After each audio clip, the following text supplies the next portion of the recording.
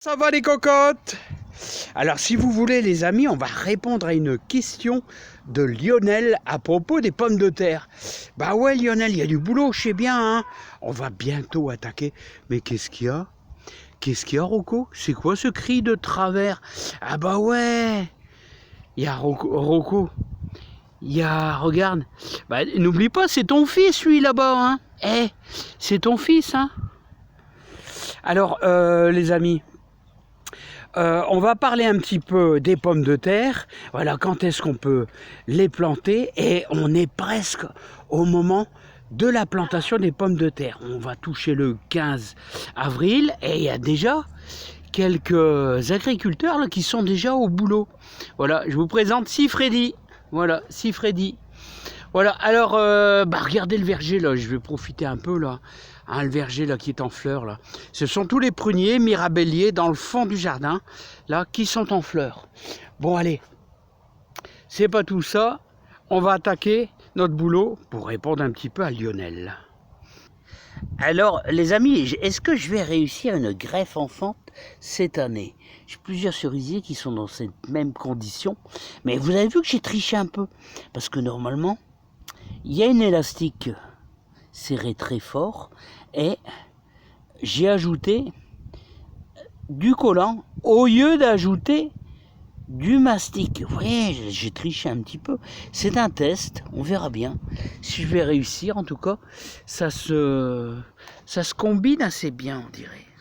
Alors, tu vois, Lionel, le lilas est presque en fleurs. Donc ça, c'est un signe que qu'il va falloir se préparer à mettre les pommes de terre au jardin en extérieur. Alors l'année passée les pommes de terre étaient là. Cette année les pommes de terre vont se trouver là. Plutôt même peut-être dans le fond. Là je mettrai les potimarrons ici. Là, et les courges aussi. Alors Lionel, tu me demandes, ici ouais, ici c'est des pommes de terre nouvelles.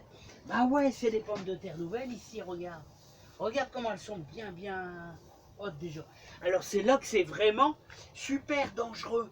Là, parce que là, un coup de gelée, bon, s'il n'est pas très fort, ça va le faire, mais bon. Alors c'est pour ça que je mets un peu de foin, comme ça. Ouais, parce qu'ici on est en serre. Là, donc, il y a une petite protection, mais une maigre protection quand même, parce que même en serre, ça gèle. Bon, là, ici, j'ai la chance d'avoir une double couche, parce que c'est une vieille serre, et donc j'ai bâché 2 fois avec des vieux morceaux de bâche, mais qui isolent quand même un petit peu. Bon, tu sais qu'il y a des trous, hein. Il y a des trous, hein. C'est quand même, il y a des trous, mais c'est pas grave. Alors, ce qu'il faut, c'est vraiment pas... S'il fait 0, ça va pas geler.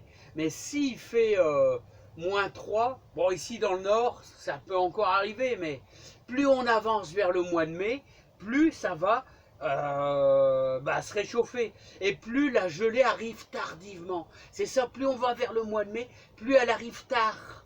Et donc, on a des chances de survie un peu plus... sûr pour nos légumes. Alors, tu sais qu'ici, c'est de la jeannette, voilà, et donc, tu peux éventuellement mettre à l'extérieur de la plantation avec de la jeannette, avec de la belle de Fontenay, avec, qu'est-ce que je dis aussi? Bah, j'aime bien la jasie, parce que la jasie, elle, c'est une pomme de terre un petit peu passe-partout, assez moyenne, qui va très bien, qui est goûteuse. Mais la jeannette, elle est un petit peu rose, et l'avantage, c'est que coupée en morceaux, elle va très bien pour faire des petites rondelles, tu vois, tu sais, les cuire à la petite rondelle. Hein.